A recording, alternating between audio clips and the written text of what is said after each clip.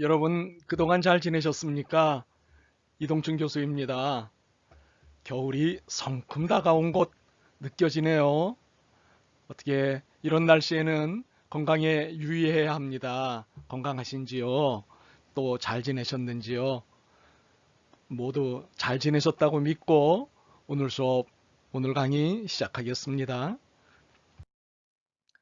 14주차 강의. 허허.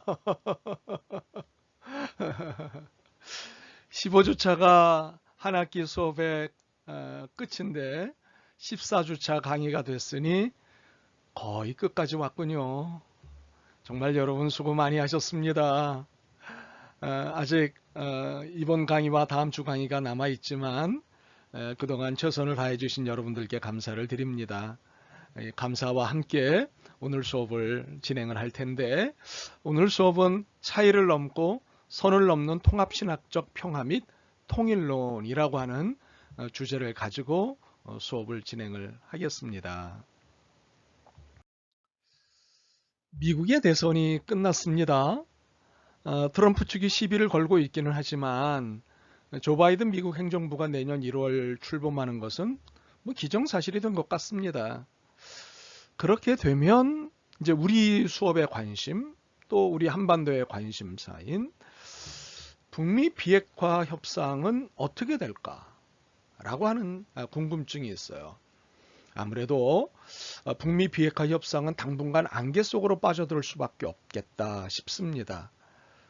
이렇게 이해하고 판단하는 이유가 무엇일까요? 이 바이든 행정부는 북미 비핵화 협상과 관련해 원칙을 토대로 밥-텀업 협상을 추구할 것으로 보이기 때문이죠. 이거는 탑다운, 위에서 아래로 흘려내려 보내는 지시형 시스템이 아니라 밑에서부터 차근히 과정을 거쳐서 위로 의견을 올려오는 바텀업 협상을 추구할 거란 말이죠. 이것이 바이든의 특징이고 또 그동안 민주당이 보여왔던 시스템적 특징이거든요. 북미 정상회담과 같은 극적인 쇼와 탑다운을 선호한 트럼프 행정부와는 그 협상 방식이 근본적으로 달라진다는 뜻이죠. 예상을 해보건대 앞으로 북미 비핵화 협상은 내년 상반기 탐색전을 거친 후 아무래도 하반기부터 본격화될 것으로 보여요. 그러니까 뭐 우리는 한반도 상황이 굉장히 중요하고 우선순위에 있지만 그러나 미국으로서는 전 세계 경찰국가 노릇을 형님 노릇을 한다고 하는 입장에서 한반도의 문제만 1순위일 수는 없지 않습니까? 이거보다 더 1순위가 있습니다.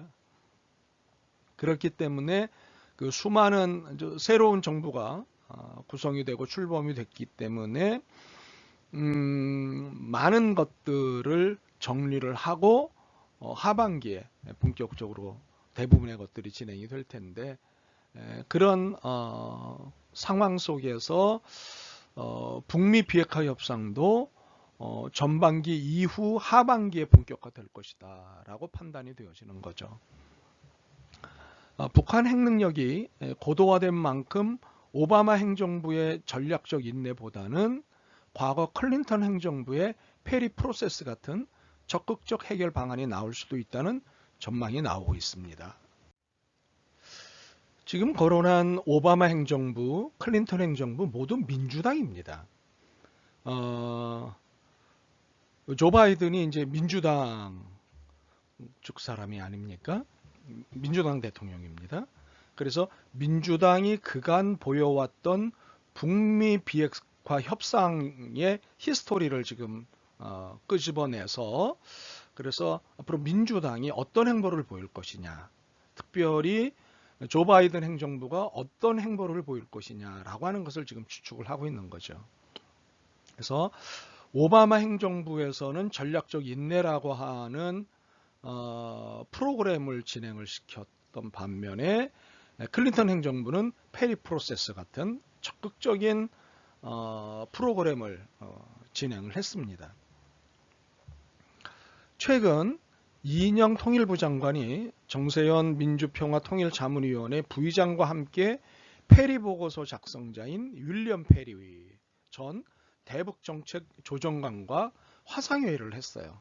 이 화상회의를 통해서 페리 프로세스 2.0 추진을 제안을 했습니다. 이에 페리는 아주 긍정적으로 이것을 받아들였어요. 그래서 곧 만나게 될 바이든에게 이것을 제안하겠다고 하는 의견을 나누었죠. 그래서 향후 페리 프로세스 2.0이 추진될 가능성이 대단히 높은 관계로 우리 수업에서 페리 프로세스가 무엇이냐, 지난 클린턴 행정부에서 진행했던 페리 프로세스가 무엇이냐, 이렇게는 윌리엄 페리라고 하는 대북정책조정관을 임명을 해서 북한의 비핵화 문제를, 북의 비핵화 문제를 해결하려고 했던 미국의 수고가 어떤 내용을 갖고 있는지, 그리고 어떤 과정을 통해서 그 보고서가 작성이 됐는지 살펴보려고 하는 거죠. 네.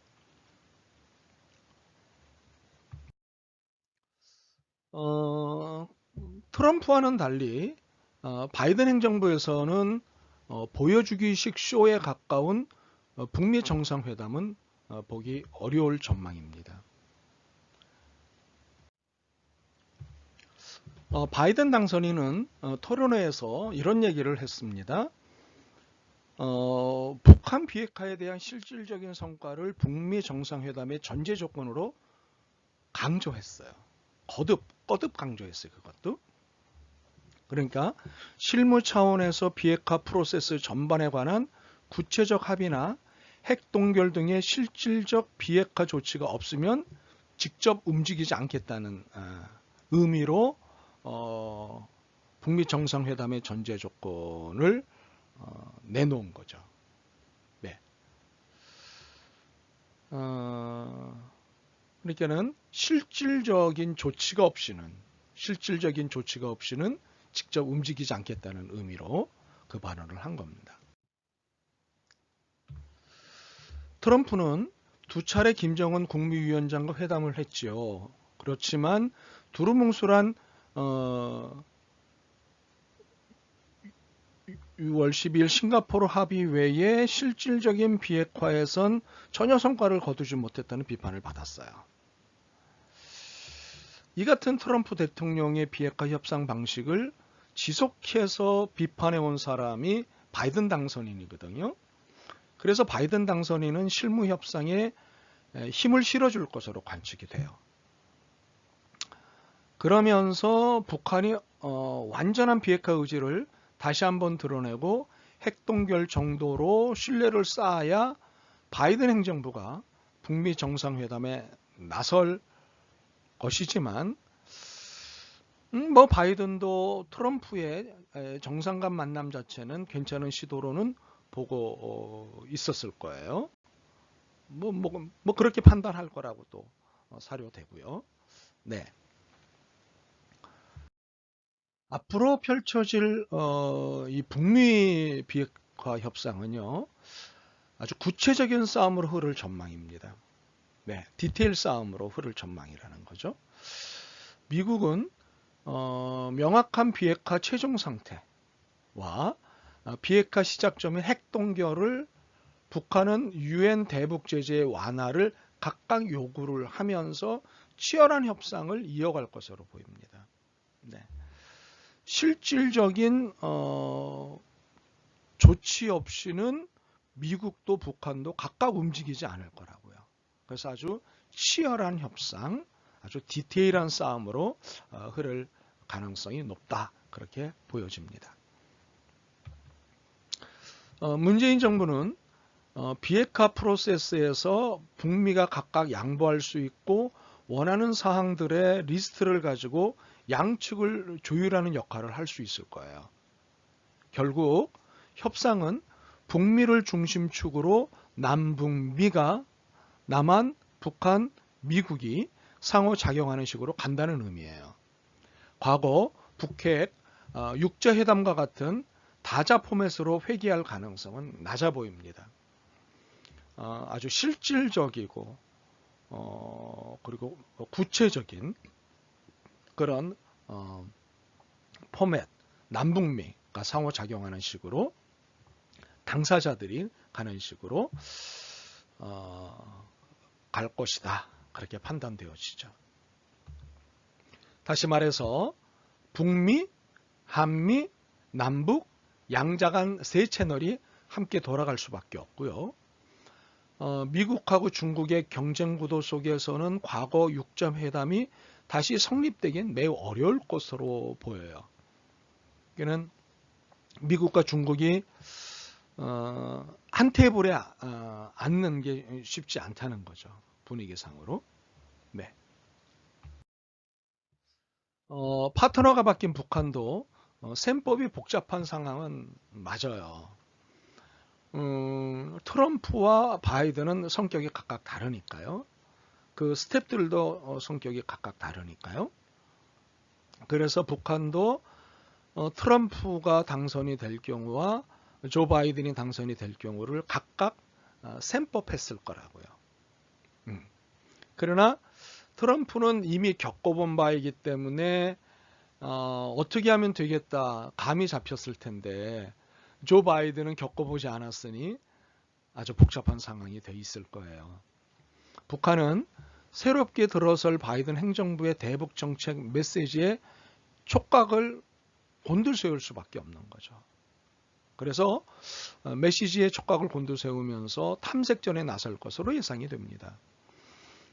바이든 행정부는 이제 분열된 미국 내 통합 문제, 그러니까는 대선을 치르면서 사실은 많은 부분 미국이 분열되어 있고 그리고 트럼프 지난 4년여간에 그가 보여준 리더십에 의문을 제기했던 많은 사람들이 있었어요. 그래서 이렇게 분열된 미국 내 통합 문제를 이제 해결해야 될 커다란 과제를 가지고 있습니다. 그리고 트럼프가 벌려놓은 판 중에 하나가 이제 중국과의 껄끄러운 관계. 그래서 중국과의 관계, 그리고 이란 핵 합의 문제 등 현안이 산적해 있어요. 그래서 아까도 말씀을 드렸지만 북한 문제는 후순위로 밀린 상황이에요. 예, 우리는 북한 문제가 1순위 또는 우선순위이지만 그러나 미국으로서는 뭐 현안들이 산적해 있거든요. 예, 우리하고는 입장이 다르죠. 그래서 지금으로서는 북한 문제는 후순위로 밀린 상황이다 보여집니다. 이런 상황에서 워싱턴 정가에서는 조야에서는 북한이 도발을 통해 바이든 행정부의 관심을 끌 수 있다는 관측도 제기가 돼요. 후순위로 북한 문제가 밀린 상황에서 북한이 미국과의 관계 개선을 통해서 경제적인 문제, 체제 보장에 대한 문제 등등을 해결하려고 했다가 그게 지금 일단은 지금까지는 실패로 돌아가지 않았습니까? 그래서 후순으로 밀린 상황에서 미국의 적극적인 관심을 끌어들이기 위해서 어떤 도발을 행사하지 않을까라고 하는 관측이 제기가 돼요. 뭐 지금까지 그런 부분이 없지 않아 있었기 때문에요. 하지만 북한이 대륙간 탄도미사일이나 잠수함 발사 탄도미사일, ICBM이나 SLBM 발사 등 고강도 도발을 강행하기엔 부담이 커서 신중할 것이라는 분석도 나옵니다. 네. 지금까지 ICBM, SLBM 등을 도발해서 얻은 것은 관심이었고 이런 것은 보다 강경한 대북 경제 제재였다는 거. 그래서 이런 도발을 감행하기엔 부담이 커서 신중할 수밖에 없다. 뭐 이런 분석이 나오는 거죠. ICBM 등 고강도 도발에 바이든 행정부가 초장부터 강경한 대북 정책으로 대응할 수 있기 때문인 거죠. 네. 트럼프하고는 다르다라는 거죠. 내년 3월 예정된 한미 연합훈련이 아무래도 분수령이 될 전망입니다. 바이든 행정부가 트럼프 행정부와 달리 한미 연합훈련 실시에 적극적이라면 이걸 명분 삼아 북한이 도발에 나설 수 있어서입니다. 혹시 북한이 미국을 직접 겨냥하기가 부담스러우면 방향을 바꿔서 남한을 상대로 도발할 가능성도 있습니다. 모든 가능성은 늘 있는 법이니까요. 네. 그래서 모든 시나리오를 우리가 가지고 있어야 됩니다. 네, 시나리오 1, 시나리오 2, 시나리오 3, 시나리오 4, 시나리오 5 모든 시나리오를 가지고 그것을 늘 시뮬레이션 해봐야 되는 거죠. 오바마 행정부 때인 2012년 북미는 북한의 핵실험과 미사일 발사, 우라늄 농축 중단을 골자로 하는 2구 합의를 채택했어요. 그렇지만 합의 직후 북한의 장거리 미사일 발사로 파기가 됐죠. 그 후 미국은 북한을 사실상 방치했습니다. 이후 8년의 시간이 흐르면서 고도화된 북한의 핵 능력은 바이든 행정부가 과거의 전략적 인내보다는 적극적 움직임을 취할 수밖에 없는 상황을 만들었어요. 네. 사실 오바마 행정부는 효과적으로 북한을 압박할 수단을 찾지 못해 인내만 하다가 끝났어요. 네. 전략적 인내라고 해서 계속 인내만 하다가 끝났어요. 이것을 알고 있는 바이든 행정부는 트럼프 행정부 때의 이벤트성 접근보다는 북한에 대한 실효적인 압박과 설득 방안을 강구하려 할 것이다. 그렇게 보여지는 거죠. 예. 뭐 이런 표현이 적절할지 모르겠습니다. 책찍과 당근. 뭐 실효적인 압박과 실효적인 설득 방안을 동시에 강구하려 할 것이다. 그러므로 현 정부, 문재인 정부가 종전선언이나 대북제재 완화를 먼저 하자고 주장하면 뭐 한미 간 공조는 어려울 수도 있습니다. 또 아닐 수도 있고요. 네, 이런 부분들은 우리가 또 다 열어놓을 필요가 있죠. 그러나 전문가들은 빌 클린턴 행정부 때의 페리 프로세스에 주목을 하고 있어요. 이 페리 프로세스를 좀 설명을 본격적으로 해보죠. 1999년 5월 북한을 방문한 윌리엄 페리 미 대북 정책조정관은요, 북한이 핵 개발을 포기하는 대신 북한 체제를 보장한다는 포괄적이고 단계적인 대북 접근 방식을 담은 페리 프로세스를 내놓았습니다. 핵 개발을 포기하면 북한의 체제를 보장해 주겠다. 리더십을 방해하지 않고 북한의 시스템 그대로 정치체제, 경제체제 다 건드리지 않고 가만 놔두겠다. 보장해 주겠다. 라고 하는 포괄적이고 단계적인 대북 접근 방식을 내놓았어요. 그 1단계로 북한의 미사일 발사 중지와 미국의 대북 경제 제재를 해제해 주겠다. 예, 서로 이제 맞바꾸는 거죠. 예. 2단계로 북한의 핵과 미사일 개발 중단. 3단계로 북미, 북일 관계 정상화, 한반도 평화체제 구축 등이 주요 내용이에요. 네, 1999년이에요. 지금으로부터 21년 전 상황이죠. 네, 그건 21년. 네, 20년, 21년 상황이죠. 이후에 2000년 10월 채택된 북미 공동 커뮤니케는 미국의 대북 제재 보장 및 경제 지원, 클린턴 대통령의 평양 방문 준비를 위한 매들린 올브라이트 국무장관의 평양 방문까지 합의를 했어요. 굉장히 파격적인 거였죠. 그렇게 페리 프로세스와 유사한 방안을 만들어 적용한다면 바이든 당선인이 클린턴 전 대통령이 못 갔던 평양을 갈 가능성을 배제할 수 없지 않을까 하는 전망도 있습니다. 굉장히 실제적이고 실무적인 측면에서 접근하는 것이 바이든 팀의 태도다, 그렇게 보여지는 거죠. 트럼프처럼 보여주기식, 그리고 자기 이득을 중심으로 해서만 쇼맨십을 보이는 그런 태도가 아닌 매우 실무적이고 실제적이고 현실적이고 한 그런 측면이 바이든에게 있기 때문에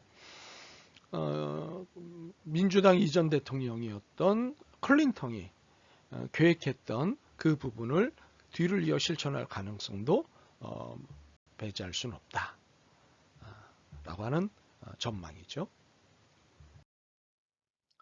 자, 그렇다면 페리 프로세스 탄생 배경에 대해서 좀 설명을 해보도록 하겠습니다. 앞에서 간간히 페리 프로세스란 이런 것이다 라고 설명을 하면서 운을 몇 마디씩 띄었긴 하지만 좀 더 본격적으로 해볼까요? 1994년 북미 제네바 합의에 의해서요, 미국과 북한은 핵개발 동결의 대가로 경수로를 건설해주고 경제 제재를 완화해주고 양국 관계 개선을 하겠다는 등을 추진하기로 합의를 했어요. 이후 미국과 북한은 미사일 협상, 미군 유해 송환 협상, 연락사무소 개설 회담, 경수로 관련 회담 등을 진행시켜 왔어요. 그러나 1998년 8월 북한의 금창리 지하 핵 의혹 시설 문제와 대포동 미사일 시험 발사는 그야말로 동북아 이해 당사국들을 뒤흔들어 버리고 말았어요. 서울에서는 대북 포용 정책에 대한 의문과 비판이 고개를 들었고요. 일본은 대포동 쇼크에 빠졌고요. 미국에서도 해를 넘겨서 제2의 대포동 미사일 실험 발사 가능성까지 점쳐지는 등 충격파는 길고 오래 갔습니다. 이것으로 인해서 북미 관계를 전면적으로 재검토할 필요성이 제기가 되었죠. 그런데 1999년 5월 금창리 조사 결과 당시로는 핵개발과 관련이 없는 것으로 판정이 되었어요. 네, 수많은 의심들이 잘못된 오판이었다, 잘못된 판단이었다, 오판이었다라고 하는 것으로 판정이 된 거죠. 이후 1999년 9월 북미 베를린 합의에 의해 북한은 잠정적으로 미사일 발사를 중단하는 대신 북미 고위급 회담을 개최하여 현안에 대해 광범위하게 논의하기로 하였죠. 이런 배경하에 미국의 클린턴 대통령은 대북 정책에 대한 전면 재검토에 들어갔고요. 이를 위해 제1기 정부 시절 국방장관을 지낸 윌리엄 페리입니다. 사진에서 보시듯 윌리엄 페리를 대북정책 특별조정관에 지명을 해요. 그래서 새 대북정책의 제시라는 임무를 윌리엄 페리에게 맡깁니다.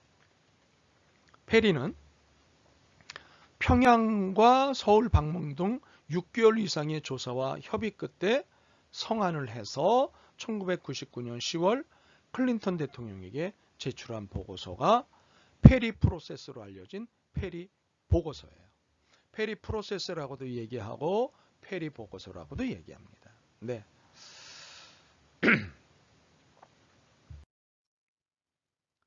그러면 이렇게 페리 프로세스가 어떤 배경을 가지고 추진되었는지를 설명을 드렸다면 그렇게 탄생한 페리 프로세스는 어떤 내용을 담고 있고 그 내용에 대한 이후에 평가들은 어떻게 지금까지 전개되어 왔는지 설명을 드리도록 하지요.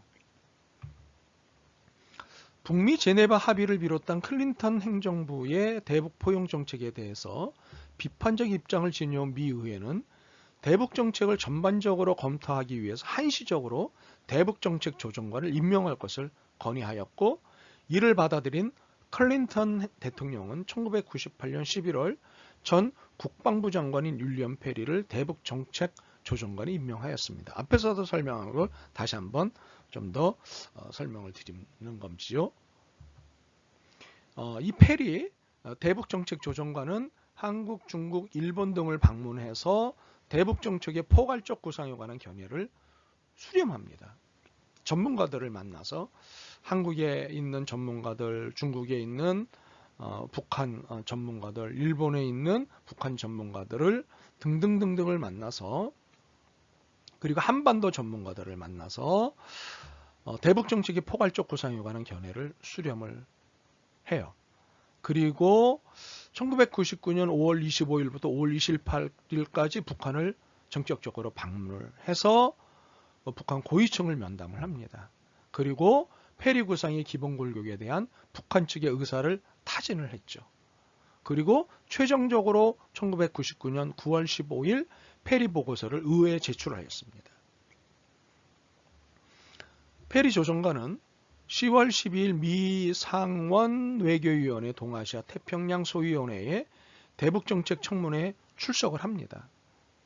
그리고 10월 13일 미 하원 국제관계위원회 청문회에 출석을 했어요.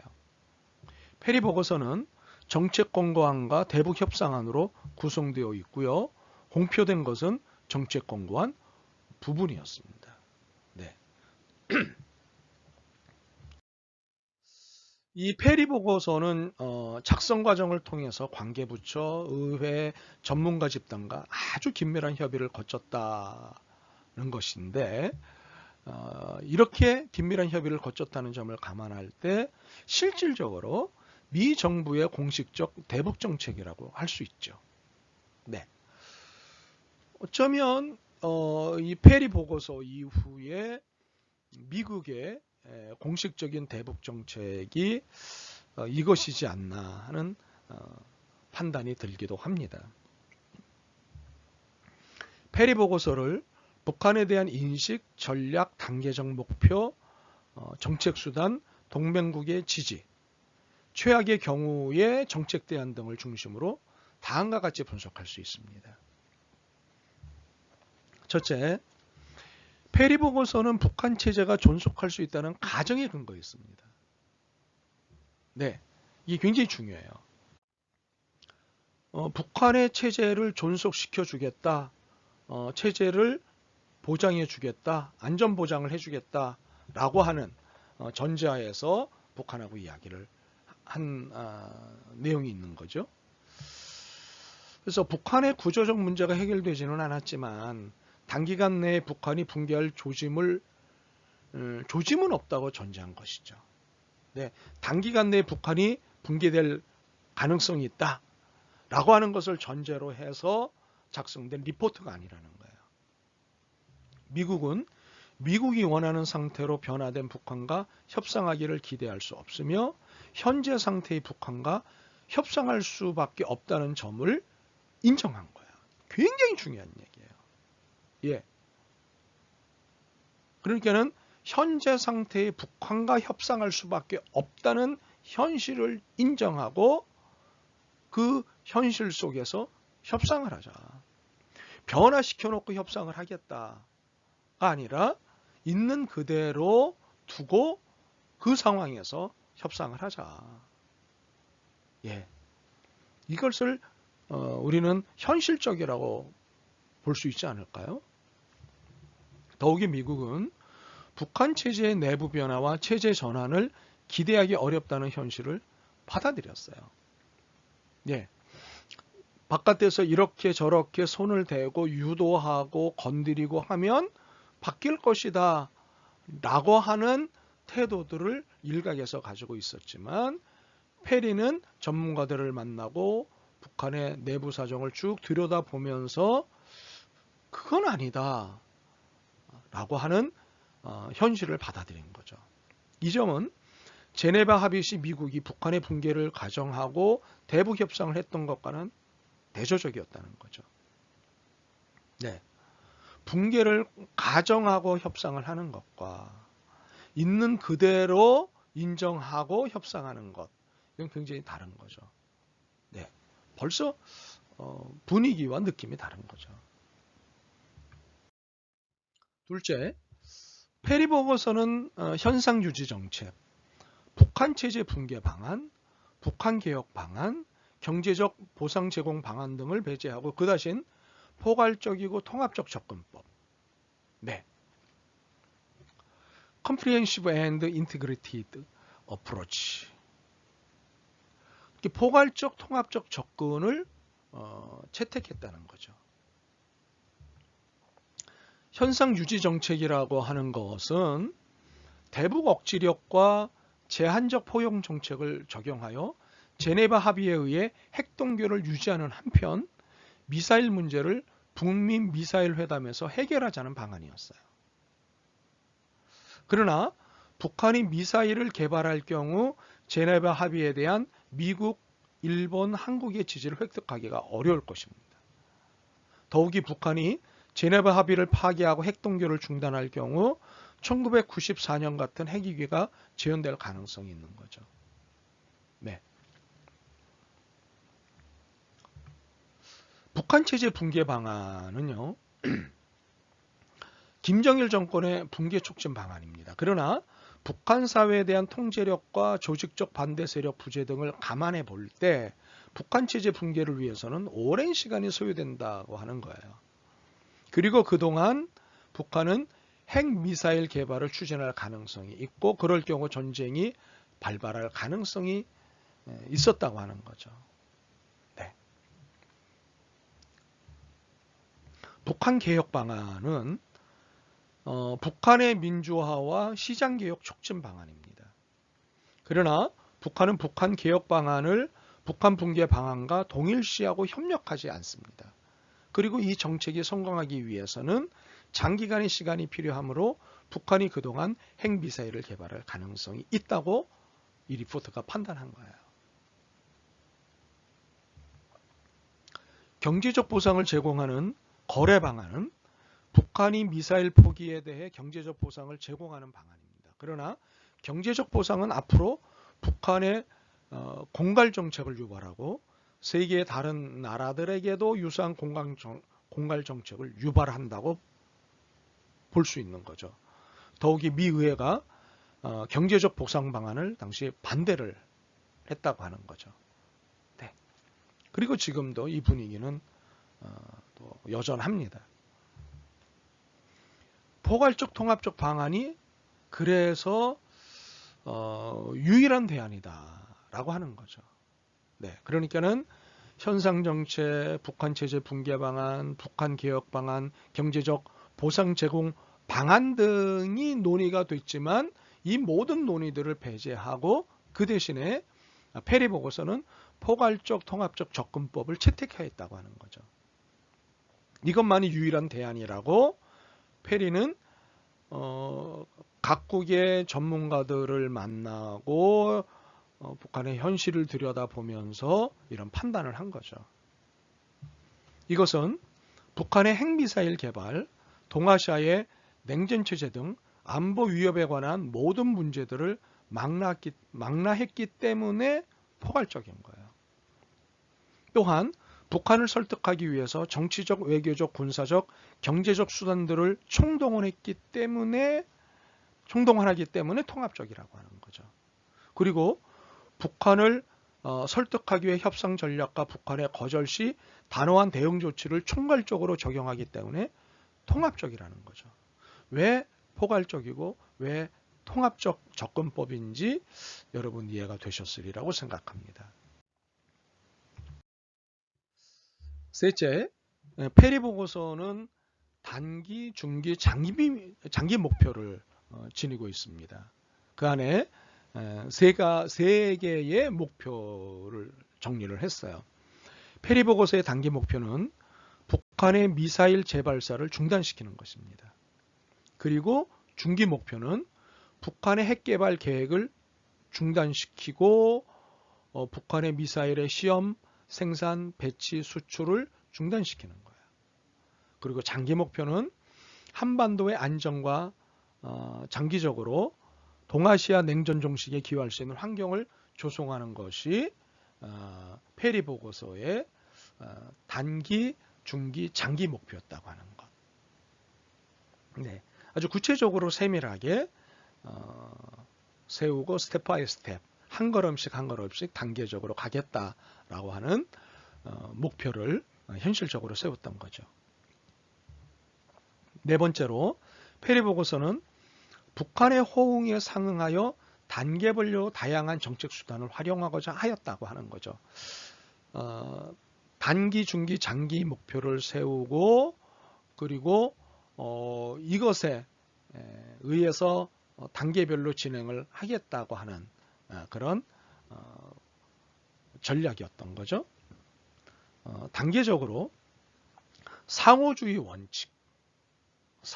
원칙에 의해서 북한의 위협 해소에 상응하여 경제 제재 해제, 관계 정상화, 다른 긍정적인 조치들을 취하도록 되어 있다는 거죠. 상호주의.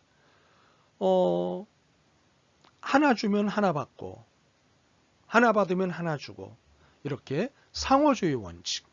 네. 가장 국제 정치에서 가장 신뢰가 가는 원칙 중에 하나죠. 네. 다섯째로 페리 보고서의 성공 여부는 동맹국, 특히 일본과 한국과 일본의 지지에 달려 있다고 봤어요. 따라서 각 단계별로 북한에 상응하는 조치와 미국의 대북 조치와 병행하여 한국과 일본도 대북 관계 개선 조치를 취할 것을 요청하고 있었어요. 그러니까는 관계 개선, 관계를 불편하게 하는 것이 아니라 관계를 개선하는 쪽으로 페리 보고서가 권장을 했다는 거죠. 페리 보고서는 미국, 한국, 일본의 정책 우선순위에 대해서 주목을 하는데요. 한국의 이익은 미국의 이익과 중요한 점에서 겹치고 특히 북한의 핵 미사일 개발의 위협에 대해서 미국과 견해를 같이 한다는 것이었어요. 네. 이때가 김대중 정부 시절이었죠. 네. 일본도 북한의 핵미사일 개발 저지에 대해서는 미국과 같은 입장을 지니고 있다는 것이에요. 그러나 한국은 이산가족의 결합과 남북기본합의서의 이행을 중시하고 일본은 일본인 납치 문제를 중시하는 등 한미일 간 우선순위에서 차이가 있음을 페리 보고서는 인정을 해요. 네. 그러니까는 이 리포트에서 페리 리포트에서 우리가 보는 것은 미국이 마치 골목대장, 동네 양아치처럼 그렇게 자기중심적으로 자기 멋대로 자기 하고 싶은 대로만 리포트가 작성되지 않았다는 거예요. 그러니까는 한미일 각각의 우선순위에 차이가 있다는 점을 인정했다는 것. 그런 의미에서 굉장히 합리적이고 그리고 상호적이다라고 하는 평가를 해줄 수가 있어요. 그러나 페리 보고서는 한국과 일본의 정책적 관심사가 북미 협상의 직접적 대상은 아니라는 점을 분명히 했어요. 또 여기서 우리가 괴롭죠. 그러나 어찌되었던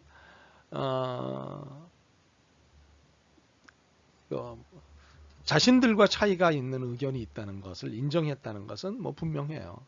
네. 여섯째, 페리 보고서는 북한을 설득하기 위해서 협상 전략과 억제 전략을 병행하였지만 북한이 협상을 거절했을 경우 어떤 대책을 적용할 것인지가 불분명해요. 이게 이제 불분명해요. 협상을 거절했을 때는 어떻게 할 것이냐. 그러니까 이것은 이제 이 정도 협상안을 내놓으면 받아들이지 않겠어? 뭐 이런 아마 믿음 내지는 좋은 마음을 가지고 있었던 거 아닌가라는 생각은 하지만 어찌되었건 불분명한 부분은 있어요. 북한을 설득하기 위해서 협상 전략과 북한 거절 시 단호한 대응 조치를 병행하는 포괄적 통합적 전략을 적용한다고 하였으나 북한이 협상을 거절할 경우 취할 구체적 대응 조치가 제시되지 않았죠. 그러니까 북한의 도발에 대비한 주한미군 유지 등의 억지력 유지와 안보태세 강화가 강조되었을 뿐이에요. 그러나 전쟁의 위험성과 동맹국들의 반대 때문에 군사적 대응 수단은 배제되었다고 하는 거죠. 페리 보고서는 북한 핵 동결과 북미 관계 개선에 전체적 골격을 제시한 제네바 합의의 토대 위에서 단 중기 문제인 핵 미사일 문제와 장기 문제인 한반도 냉전 종식을 해결하자고 하였다는 거죠. 해결하고자 하였다는 거죠. 그럼에도 불구하고 페리 보고서의 주안점은 북한의 핵미사일 계획의 중단이고 남북관계 개선이나 한반도 냉전 종식은 부차적 목표였다고 하는 거야. 그러니까는 여기서 아무래도 뭐 페리 리포트가 미국을 위한 것이니까요. 네. 그럼에도 불구하고 한반도의 상황을, 남한의 상황을, 입장을 고려했다고 하는 부분은 의미가 있습니다. 이 점에서 남북관계 개선과 한반도 냉전 종식에 우선순위를 부여하고 있는 한국과 입장 차이가 있죠. 그래서 페리 보고서는 북한과 관련된 정치, 외교, 안보, 경제 등 모든 문제들을 단기, 중기, 장기에 걸쳐서 언급하는 포괄적 성격을 띠고 있어요. 이게 이제 페리 프로세스, 페리 보고서 1.0에 나타난 내용이고, 이 내용을 들여다보면서 그 한계점을 우리가 지적을 하고 있는 거죠. 이러한 포괄적 성격의 모호성 때문에 앞으로 구체적 이행 과정에서 장애 요인이 발생할 가능성이 있다고 하는 거예요. 그리고 페리 보고서는 한미일 정책 조정의 토대 위에서 작성되었으며 이후 이행 과정에서도 한미일의 협조가 강조되고 있지만 향후 이행 과정에서 한미일 간 정책적 이견이나 불협화음이 일어날 가능성을 배제할 수는 없어요. 또한 단계적으로 북한의 호응에 상응하여 미국, 한국, 일본이 적절한 보상을 제공하는 상호주의 원칙에 입각하여 로드맵이 작성되었다고 하는 거죠.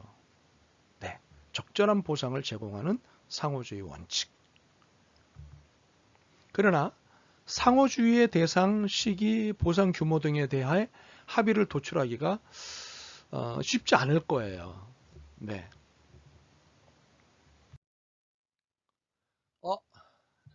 출첵이군요. 페리 보고서란 무엇인가요? 간략하게 정리해서 보내주시기 바랍니다. 페리 보고서란 무엇인가요? 그러므로 이러한 문제들을 반성하는 입장 정리가 필요합니다. 이것을 몇 가지로 정리해 보겠습니다. 페리 보고서 1.0 이것의 문제점들을 발견한 우리로서는 입장 정리가 몇 가지 필요한데요. 첫째, 미국이나 북한 모두 더 이상 실기를 해서는 안 된다는 점입니다. 페리 프로세스대로 미국이 당시 북한을 포용하여 정상 국가화시키는 과정을 전개했더라면 한반도 긴장 상황도 북핵 문제도 이렇게 악화되지는 않았을 것입니다. 네. 북한을 정상 국가화시키는 것, 이건 굉장히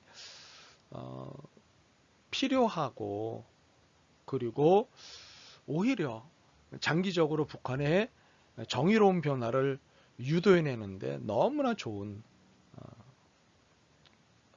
기반이 되는 거죠. 당시 미국의 정권 교체와 대북 강경책의 대두는 북한을 포용하는 시도를 좌절시켰습니다. 그 결과 북한의 핵미사일 개발은 더욱 강화되었죠. 북한도 마찬가지예요. 더 이상 기회를 놓쳐서는 안 돼요. 네.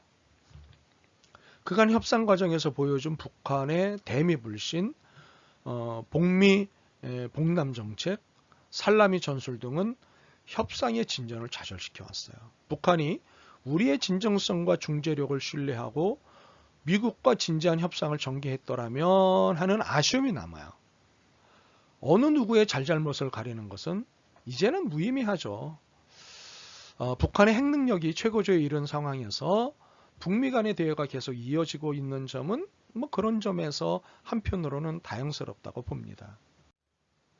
제가 여러분에게 살라미 전술을 설명을 드렸는데 아마 처음 듣는 분도 있을 거예요. 이게 뭐냐 하면 단계를 잘게 나누어 압박하는 협상을 말해요. 이 살라미라고 하는 것은요, 소금에 절인 이탈리아식 소시지를 뜻하는 것이죠. 이 짜기 때문에요, 조금씩 나누어 썰어 먹는 것이 일반적이에요. 이것에 빗대어 여러 현안을 세분화하여 단계적으로 접근해 협상 이득을 극대화하는 전술을 살라미 전술이라고 얘기해요. 네. 복미 복남 정책이라고 하는 것은 미국도 봉쇄하고 남한도 봉쇄한다, 이런 뜻이에요. 그러니까는 일종의 뭐 대화 안 하겠다, 그러면 대화 안 하겠다, 뭐 이런 정책인 거죠. 네. 둘째, 불신관계에서 신뢰 조정자 역할의 중요성을 페리 프로세스 1.0이 보여주었어요.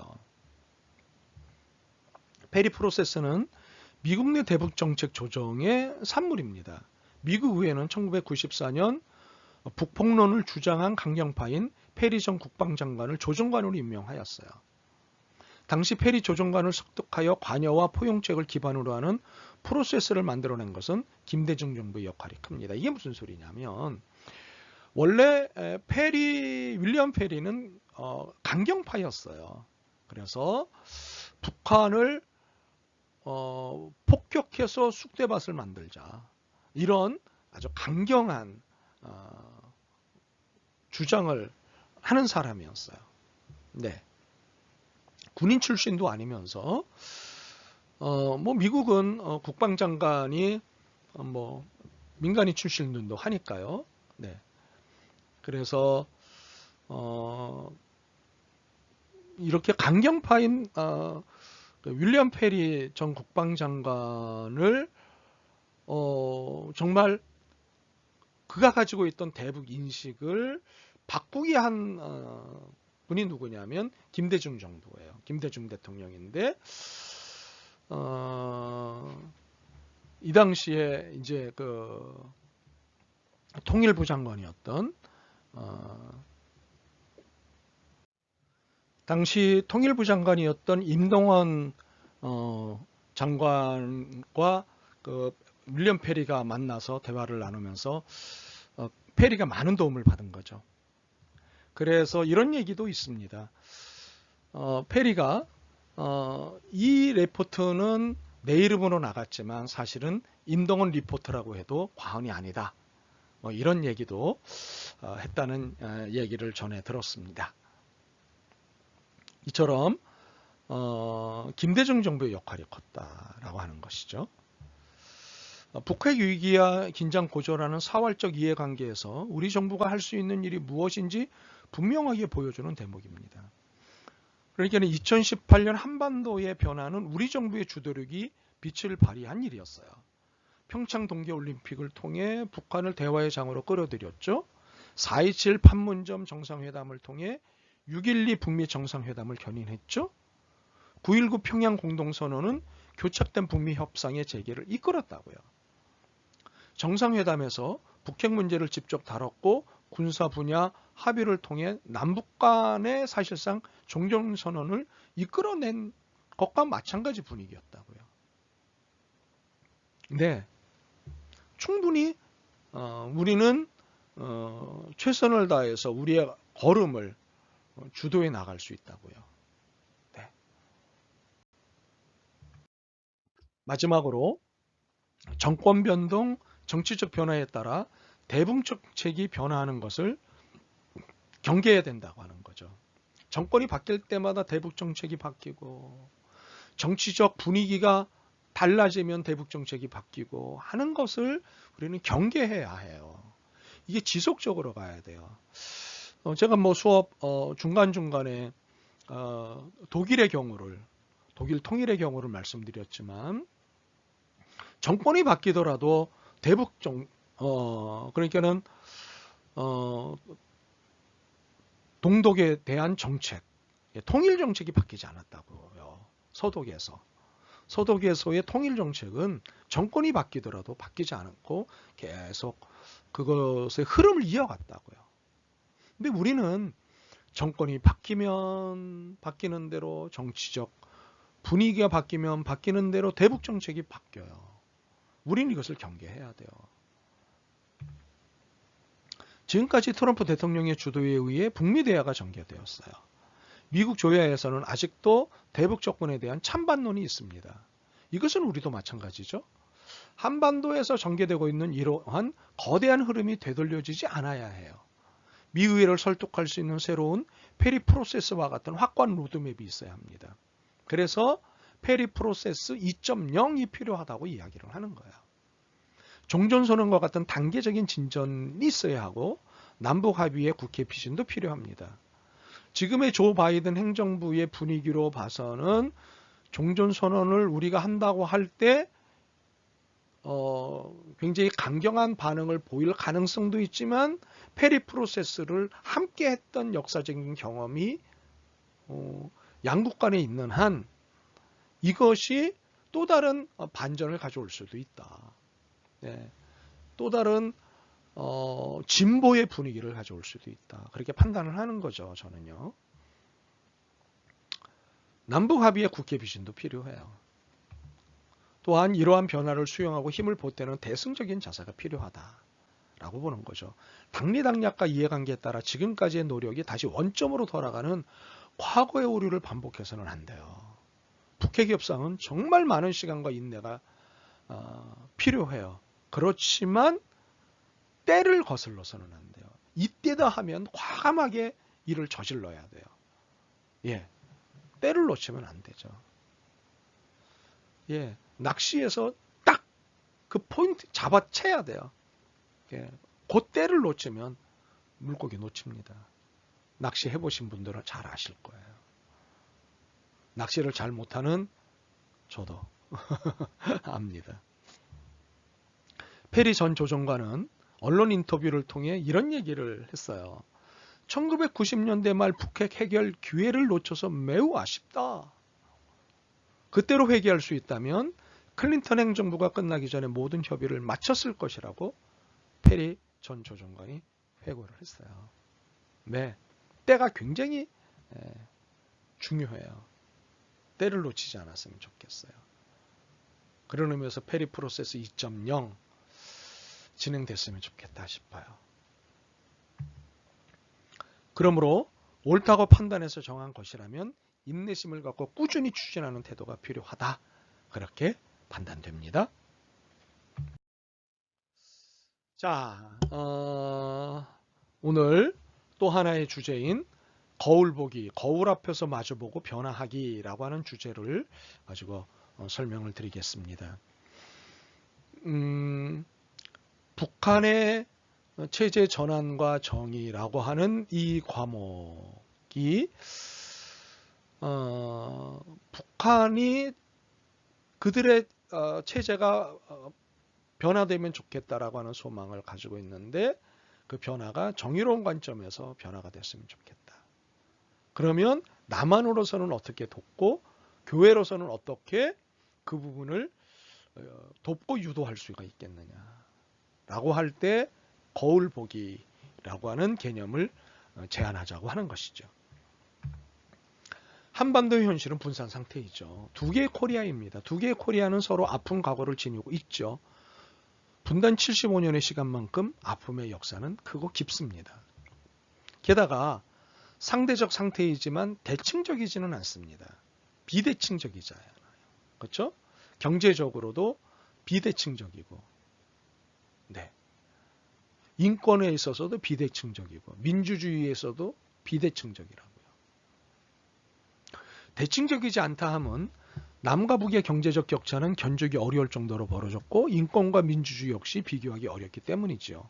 이처럼 경제적 측면은 비대칭적인데 반해 남북 관계는 여전히 대칭적이에요. 그 이유는 무엇 때문일까요? 남한 내부적으로 보면 정치 사회적 발전에도 분단 인식이 재현되면서 과거로의 퇴행 현상이 벌어지고 있어요. 예. 거울 앞에 서지 않아도 되는데 거울을 보고 왜 도발을 하느냐고 화를 내요. 거울은요, 내가 짓는 표정과 모습 그대로 나타내는 도구죠. 화가 난 상태로 이런 거울 앞에 서서는 너 왜 화를 내고 있느냐고 하는 거예요. 과거의 기억에 사로잡힌 채 왜 너는 지금도 그러느냐고 화를 내요. 이것은요, 비극이면서도 희극이에요. 그렇다면 북한은 어떻죠? 북한도 다르지 않아요. 북한 또한 변해야 해요. 과거에 매여 내일을 나가지 못하는 것은 남도 북도 마찬가지인 거죠. 분단 극복은 환경이 변한다고 저절로 되는 게 아니에요. 스스로의 노력이 반드시 필요합니다. 정책적 일정 구조도 달라져야 하고 지속 가능한 경제를 위한 정책 변화도 불가피합니다. 인권 문제에 대해서도 국제사회 다수의 지지를 얻도록 능동적으로 대응해야 하는 거죠. 이 이야기를 하는 우리가 남한인이 먼저 남한을 두고 말하는 것이 바른 자세이지 않을까 저는 그렇게 생각을 하는데요. 무엇보다도 남한이 변해야 합니다. 북한을 바라보는 인식이 달라져야 하고요. 분단 극복이 우리 시대의 과제임을 전 국민이 공유해야 합니다. 우리 안의 냉전을 극복하지 못한다면 남북이 함께 변하자는 공진화 전략은 성공하기 어렵습니다. 지금 남한 내부에서도 의견이 갈려져 있는데 북한에다 대고 함께 바뀌자, 함께 나아가자 이렇게 말하기가 어렵습니다. 사실 북한은 어찌되었건 독재 체제이기 때문에 하나로 의견이 모아져 있어요. 근데 남한은 하나로 의견이 모아지지 않는 상태에서 함께 나아가자, 함께 변하자. 이거 말하기 모순이지 않습니까? 네. 이를 위해 두 개의 코리아는 무엇보다 격차를 줄여야 합니다. 큰 오해 중 하나가 남북한 격차가 커질수록 상대가 굽힌다는 힘의 논리가 있어요. 네. 힘으로 누르자. 그러기 위해서는 상대방보다 큰 힘을, 더 큰 힘을 도저히 따라올 수 없는 힘을 가지고 있어야 된다. 이런 힘의 논리가 있어요. 그러나 경제력 격차는 비교 우위를 결합시켜 경제 협력을 가능케 해주는 측면이 있지만 한계가 있어요. 보실래요? 임금 격차를 이용한 노동직약적 분야의 협력은 지속성을 갖기가 어려워요. 오히려 격차가 벌어질수록 문제는 더 커진다고요. 격차를 줄여야 경제 협력의 수준을 높일 수 있어요. 경제적 격차는요, 물론 정치 사회적 격차도 마찬가지예요. 민주주의와 사회문화적 격차는 이질성을 심화하고 상호인식을 부정적인 방향으로 벌려놓는다는 거죠. 그러므로 화해의 정신과 공존의 철학으로 공감의 영역을 조금씩 넓혀가야 돼요. 그러니까 정치 체제와 그리고 경제 체제가 다르잖아요. 문화적인 분위기도 다르고요. 이럴 때 할 수 있는 우선적인 것은 너는 틀렸고 나는 옳다. 라고 하는 태도예요. 누가 틀렸고 누가 옳고의 문제가 아니라 기본적으로 공감하는 입장에서 자신의 문제도 들여다보고 그리고 자신의 장점도 설득을 시키고 하는 그런 작업들이 필요한 거예요. 네. 이것이 격차를 줄이는 방법인 거죠. 우리가 거울 앞에 서서 웃으면 거울 속의 상대가 웃어요. 내가 주먹을 들면 거울 속 상대도 주먹을 들어요. 이것은 주체와 객체가 분명하기 때문이죠. 거울 속 상대가 나를 움직이는 것이 아니라 주체인 내가 거울 속의 객체를 움직이기 때문이죠. 내가 거울 속의 상대를 움직이는 거예요. 이거는 너무나 분명한 얘기죠. 북한의 변화를 원한다면 남한이 먼저 변해야 돼요. 악순환의 고리를 선순환으로 전환하는 결단이 필요하다는 거죠. 감히 말하건대 이것이 남한 그리스도인의 선교적 숙명이다. 저는 그렇게 봅니다. 네. 주님께서 말씀하셨잖아요. 상대의 눈 속에 있는 티만 보지 말고 내 눈에 있는 들보를 먼저 봐라. 네. 내가 먼저 변해야 상대가 변화된다고요. 내가 웃어야 상대가 웃고요. 내가 화내면 상대도 화내게 돼 있어요. 이것은 뭐 반응의 법칙이에요. 반응의 법칙이에요. 이것을 놓치지 않았으면 좋겠어요. 자, 오늘 강의의 세 번째 주제인 선을 넘기에 대해서 설명을 드리겠습니다. 안보 접근법에서 화해평화 접근법으로 라고 하는 선을 넘기를 설명을 드리겠습니다. 한반도 평화와 통일은 과감하게 선을 넘을 때 가능하다라고 하는 사실이죠. 네, 기존에 머물러 있으면 안 되고 그어놓은 선의 안쪽에 있어서는 화해와 평화와 통일이 진도가 나가지 않습니다. 좀 더 과감한 선밟기, 선 넘기가 필요하죠. 이것을 좀 설명을 드리도록 하겠습니다. 한반도의 통일을 위해 부셔야 할 관념의 벽이 있어요. 그것은 우리에게 익숙해진 진보 대 보수, 자본 대 반자본, 통일 대 반통일, 민족 대 반민족, 종교 대 반종교, 친북 대 반북, 친미 대 반미식의 갈등 구도를 부셔야 하죠. 네, 이런 갈등 구도가 있어요. 우리에게는. 이러한 구도는 잘못 맞춰진 대립상이에요. 이런 잘못된 관념을 벗어 던져야 비로소 통일 해법이 보일 것이에요. 그러므로 우리의 다음의 내용에 대해 과감하고 정직하게 질문하고 편견 없이 진실을 찾아야 하는데 질문이 이거예요. 주한미군이 주둔하고 있는 이유가 북한의 남침을 저지하기 위한 것인가 아니면 중국을 견제하기 위한 것인가? 또 하나, 주한미군은 한국을 지키는 것이 최우선 목표인가 아니면 미국의 국익을 위해 투자와 안전을 담보하는 것이 최우선 목표인가? 굉장히 도발적인 질문 같지만 굉장히 중요한 질문입니다. 네, 잘못 맞춰진 대립상을 넘어서야 하는 상황에서 이 질문은 굉장히 필요한 질문이다 보여지는 거죠. 사실 미국은 일방적으로 38선을 그었다고요.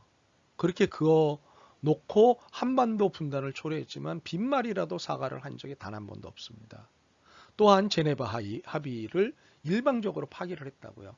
94년 제1차 북핵 관련 합의였죠. 그리고 9.19 공동성명.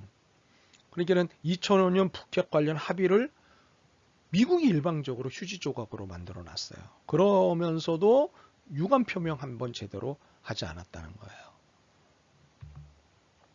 38선을 획정한 것은 미국 국무부, 육군부, 해군부의 협의체인 삼부조정위원회였어요. 그러니까 1945년 8월 11일 육군부 작전국의 본스틸 대령, 나중에 주한미군 사령관을 역임한 양반인데요. 이 사람과 육군장관 보좌관이었던 닌 러스크 중령, 나중에 케네디와 존슨 정부에서 국무장관을 역임했는데요. 이 두 사람은 작전국에 걸려있던 내셔널 지오그래픽사의 벽걸이 지도의 38선을 일설에 따르면 단 10초 만에 그은 뒤 그것을 미국 합참과 삼부조정위원회에 보고했다고 하죠. 그것이 천만 이산 가족을 낳고 수백만의 삶을 파괴한 분단체제의 시작이었다고 하는 것을 많은 사람들이 놓치고 있어요. 네, 이것은 이미 보고서들을 통해 이미 나온 자료들이에요. 학적으로 정리가 된 부분이죠. 이런 역사적 사실을 외면하거나 은폐하면서 진실을 찾을 수는 없어요. 그리고 길도 찾을 수 없다고요. 역사와 그래서 마주해야 해요. 그리고 역사 앞에 화해해야 돼요. 그런데 우리는 그동안 한반도의 통일해법을 안보 접근법으로 해왔어요. 역사를 은폐시키고 역사를 왜곡하고 역사를 편집한 상태에서 진실을 억압한 상태에서 안보 접근법을 통일해법으로 섬겨왔다고요. 그런데 이것은 성서적이 아니에요. 성서적 통일해법은 화해평화 접근법이에요. 안보 접근법을 파기하는 것이 성서적이에요. 구약 성서인 미가 4장은 여호와께서 이루실 평화를 말씀하고 있는데요. 선지자는 여호와의 평화를 이렇게 설명해요. 그가 많은 민족들 사이에 이를 심판하시며 먼 곳 강한 이방 사람을 판결하시리니 무리가 그 칼을 쳐서 보습을 만들고 창을 쳐서 낫을 만들 것이며 이 나라와 저 나라가 다시는 칼을 들고 서로 치지 아니하며 다시는 전쟁을 연습하지 아니하고 그러므로 성서적 통일해법은 힘에 의한 안보 접근법이 아니라 화해평화 접근법이라고 하는 것을 단호하게 말씀드릴 수 있습니다. 그러므로 문재인 정부가 추구해온 한반도 운전자론과 북의 체제 보장을 토대로 한 비핵화와 평화협정 체결 및 평화공전, 북미 관계 정상화 추진은 화해평화 접근법의 바른 모습이다. 맨 앞에서도 설명드렸던 페리 프로세스의 정신이다. 라고 하는 거죠. 우리가 북을 어떻게 봐야 하는지, 남북관계 개선 또는 통일을 해야 할지 말아야 할지, 한다면 어떻게 해야 할지에 대한 질문들을 둘러싸고 또 이것을 두고 극한적 대결까지 불사해온 한국 및 주변 관료군과의 갈등 대립에 대한 대안적 해법이 화해평화 접근법이다 라고 하는 것을 말씀드리고자 합니다. 그러면 화해평화 접근법은 상반돼 보이는 사고 및 실천 방식을 변증법적으로 통일하는 것이 곧 분단 문제를 푸는 해법이라고 보는 거예요. 그러니까 상반돼 보이는 사고 그리고 실천 방식을 변증법적으로 통일하는 것이 곧 분단 문제를 푸는 해법이라고 보는 것이 화해평화 접근법이에요. 여기서 변증법적 통일이라는 게 뭐냐 하면요. 남북의 동질성을 추구하는 것이 아니라 그 이질성들을 서로 수용하고 그 이질성이 서로를 존중하면서 더 높은 단계로 통합돼 가게 만드는 공존의 조화를 추구하는 거예요. 변증법적이라고 하는 것은 반대되는 의견이 종합하는 것이 아니라 모순되는 생각들이 종합되는 게 변증법적이에요. 서로 맞지 않는 것, 이질적인 것들이 수용되는 거예요. 그래서 그 이질적인 것들이 서로 존중하면서 더 높은 단계로 종합돼 나가는 것. 그래서 공존의 조화를 추구하는 것. 이것이 변증법적 통일이라는 거죠. 그러나 안보 접근법은 분단과 전쟁 이래로 그 역사가 오래됐어요. 안보 접근법은 힘을 바탕으로 상대를 제압하려고 하기 때문에 군비 경쟁에 기반을 두고 있죠. 누가 더 좋은 무기를 얼마나 더 많이 가지고 있는지 경쟁해요. 군비 경쟁은 정치적 정당성을 확보하기 위해 공포에 의존한다고요. 결국 안보 접근법이란 언제나 무기와 공포를 통해서만 유지할 수 있는 거예요. 불안이죠. 공포죠. 철저히 힘의 논리가 지배하는 방법론이라고요. 한반도의 군사적 긴장이 높아지는 것은 언제나 안보 접근법이 횡행할 때였어요. 남쪽에서는 1990년 전후 동서냉전 체제가 붕괴될 때까지 이 안보 접근법이 횡행했고요. 냉전 이후 크게 두 갈래로 분화했으나 그 위세가 꺾이지 않았다고요. 그 한 갈래가 화해평화 접근법이죠. 김대중 노무현의 햇볕 정책은 화해평화 접근법이었다고요. 설명하고 있다시피 냉전 이후 남한의 대북 정책은 안보 접근법과 화해평화 접근법으로 크게 나누어 전개가 되는데 하나는 노태우, 김대중, 노무현, 문재인의 길, 또 하나는 김영삼, 이명박, 박근혜의 길이에요. 여기서 주목할 것은 노태우 정부에 대한 평가예요. 저는 노태우 정부의 대북 정책, 대북 입장이 굉장히 의미 있는 접근법이었다고 평가하는 사람 중에 한 사람입니다. 노태우는 전동과 더불어 군사정권의 적자라고 할 수 있지만 그는 안보 접근법이 아닌 화해평화 접근법 계보의 첫 주자로 저는 평가를 하고 싶어요. 역설적이게도 오히려 문민정부를 탄생시킨 김영삼은 안보 접근법의 상속자로 볼 수 있어요. 또한 이와 함께 현대라는 거대 자본의 운영자들이었지만 화해평화 접근법으로 간 정주영과 안보 접근법으로 간 이명박의 엇갈린 행보도 주목할 필요가 있어요.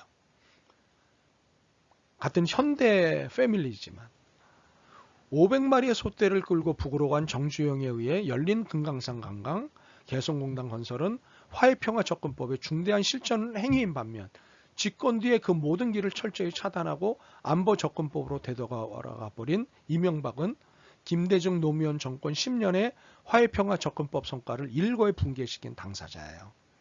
여기에 박근혜 정권의 개성공단 폐쇄도 남북의 화해와 상생 도정에 만회하기 어려운 치명타를 가했다고요. 잘 풀어놨는데 그것을 다시 파괴하고 묶어놔버려요. 우리가 노태우 정부를 화해평화 접근법 계보에 넣는 것은요, 그가 집권 때 추진한 북방 외교 정책 때문이에요. 그 북방 외교를 통해 한국은 미국 꽁무니만 쫓아가는 것이 아니라 정부 수립 이래 처음으로 외교다운 외교를 수행했다고요. 남북 관계만 놓고 본다면 한국 역대 대통령 중 가장 저평가된 대통령이 노태우 대통령이 아닐까 싶어요. 그러나 노태우 정부는 1998년 발표한 민족자정과 통일 번영을 위한 대통령 특별선언 77선언에서 자주평화 민주복지의 원칙에 입각해 민족 구성원 전체가 참여하는 사회문화 정치 경제 공동체를 이룩함으로써 민족자정과 통일 번영의 새 시대를 열어가자고 제안을 했어요. 선언 후 다음 해인 1989년 1월 정주영 현대그룹 명예회장의 북한 방문을 적극 지원한 것도 노태우 정부였다고요. 이 방문은 10년 뒤 정주영의 소떼 방북 그리고 그 이후 대규모 경업사업으로 이어져요. 굉장히 중요한 사건이고 너무나 놀라운 사건이죠. 노태우 재임 시절인 1991년에 남북은 유엔에 동시 가입했고요. 그해 12월 냉전 해체라는 시대 변화를 주도적으로 헤쳐가면서 남북 관계를 재정립한 남북 사이의 화해와 불가침 및 교류 협력에 관한 합의서, 남북기본 합의서가 체결돼요. 남북기본 합의서 굉장히 중요한 합의서예요. 네, 이렇게 구체적이고 세밀하고 단계적인 합의서가 없다고요. 지금도 이 합의서는 여전히 유효하고 여전히 진행 중이죠. 물론 88 올림픽 때문이라도 대북정책 조정이 필요했던 노태우의 북방정책이 처음으로 화해평화 접근법에 관한 명확한 구상을 갖춘 그리고 추진한 것인지는 알 수 없지만 또 집권 후반기에 내부의 대북 강경파들의 저항으로 추진력이 떨어졌기는 하지만 바로 뒤 김영삼 정부의 좌충우돌 무대책의 대북 정책과는 명백히 구분되는 것은 분명해요. 저는 그런 의미에서 노태우 전 대통령을 높이 사요. 물론 김영삼은 집권 초기 어떤 동맹도 민족보다 나을 수 없다면서 비전향 장기수인 이 인물을 북으로 보내는 등 대북화의 제스처로 큰 기대를 갖게 했지만 얼마 뒤 바로 대북 강경 자세로 돌아서서 북핵 해결과 북미 관계 정상화, 북의 국제력 원자력 기구 사찰 및 한미 팀스피리트 훈련 중지를 맞바꾸는 포괄적 접근을 꾀하던 당시 클린턴 정부와도 사사건건 충돌하면서 여러 기회들을 놓쳐버렸고 이른바 통미봉남을 자초했어요. 이제는 남한하고 대화 안 하고 미국하고만 대화할래? 이런 북한의 통미봉남을 자초했다고요. 정정 회장이 1998년 6월 소떼 500마리에 의해 그해 10월에 또 501마리의 소를 몰고 북에 간 그날 밤 정 회장의 숙소를 찾아간 김정일 국방위원장은요. 금강산 관광선 운항, 서해 유정 개발, 자동차 조립 생산, 경의선 철도 복선화, 평양 화력 발전소 건설 등 다양한 경업 사안을 논의했다고요. 직접 숙소를 찾아갔어요. 남북 경협을 제안을 했다고요. 2000년 6월 15일 남북 정상회담 직후 정 회장이 방북했을 때 두 사람은 원산에서 다시 만났고요.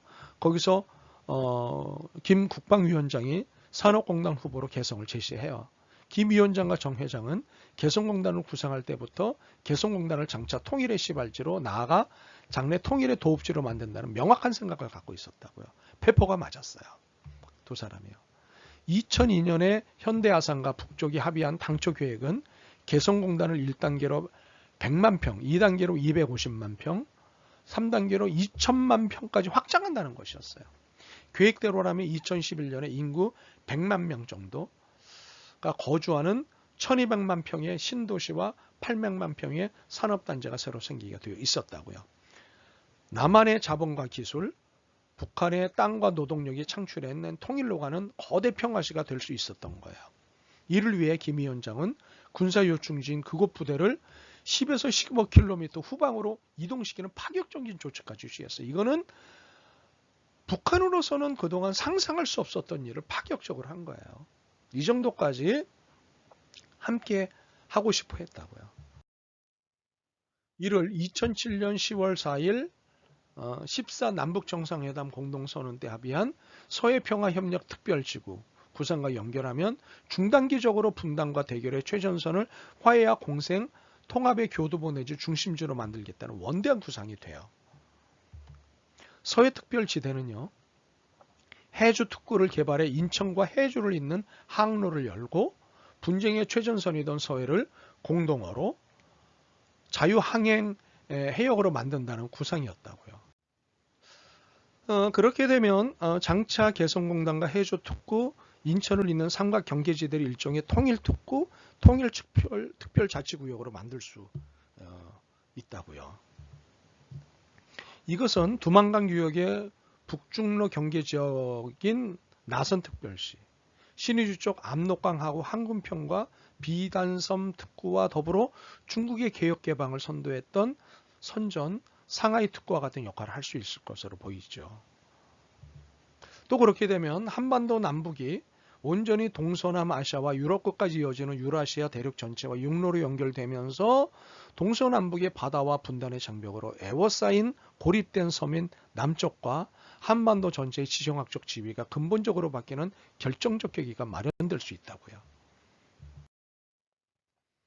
2016년 2월 박근혜 정부가 개성공단을 전격 폐쇄할 당시 개성공단은 100만 평 규모로 여전히 원래 구상이 1단계 수준에 머물러 있었어요.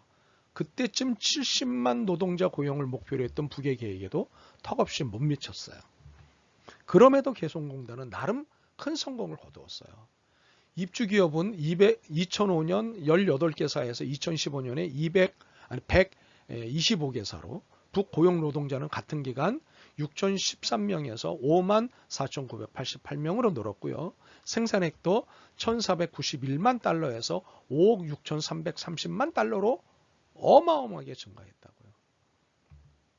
2015년 기준 개성공단 사업 관련 남북교육계획은 27억 달러로 당시 남북교육 및 상업적 거래 총액의 99% 이상을 차지했어요.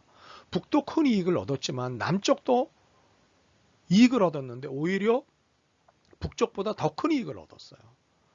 존폐 기록에 있던 한계 기업들이 개성공단에서 활로를 찾았고 그 큰 가능성을 봤다고요. 개성공단이 폐쇄되고 난 이후에 개성공단 입주 기업들의 사업주들이 지금까지 피눈물을 흘리며 다시 재개해달라고 우리가 그것 때문에 살았다고 호소하지 않나요? 네.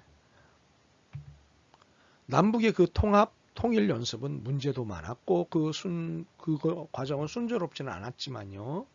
구체적 성과와 함께 그 무한한 가능성을 입증했다고요. 그러므로 우리는 하루빨리 그 가능성들을 되살려야 합니다. 다시 개성공단이 재개가 되고 또 금강산 관광도 재개가 되고 그리고 원래 계획했던 제2개성공단, 제3개성공단이 확장되고 그리고 통일특구들이 계속해서 확장될 필요가 있다고요.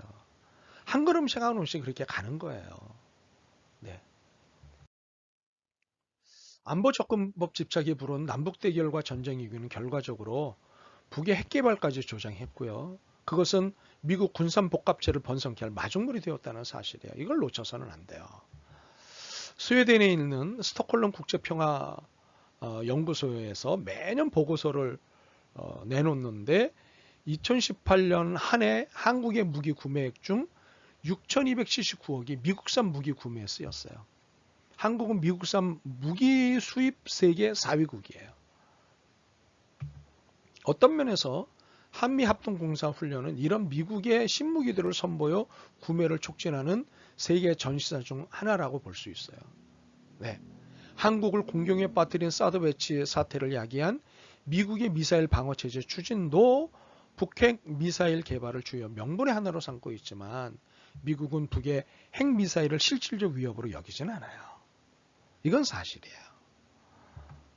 미국으로서는 북한 미사일이 미국 본토를 타격할 가능성이 아니라 그것이 미사일 방어체제 구축을 위한 정치적 정당성이 된다는 것이 중요할 뿐이에요.